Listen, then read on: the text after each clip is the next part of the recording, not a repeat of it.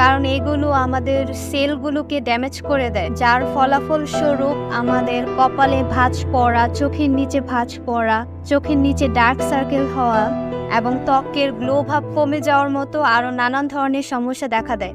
Free রেডিকেলের আরও অনেক ক্ষতিকর দিক রয়েছে, যেমন হার্ট অ্যাটাকের কারণও হতে পারে এই ফ্রি রেডিকেল। পুরুষের প্রোস্টেট ক্যান্সারেরও কারণ এই ফ্রি রেডিকেল। আর ভিটামিন ই সমস্ত ফ্রি রেডিকেল শরীর থেকে বের করে দেয়।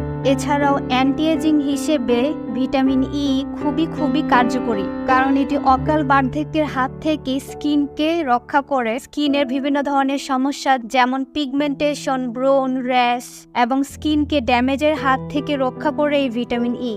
স্কিনের পাশাপাশি হেয়ার ফলেরও কারণ হতে পারে এই ভিটামিন ই এর অভাব। ভিটামিন ই ব্রেইন ফাংশনকে উন্নত করে। একটু বয়স হলেই ব্রেইনের দুটি রোগ, অ্যালজাইমার এবং পার্কিনসন নামক এই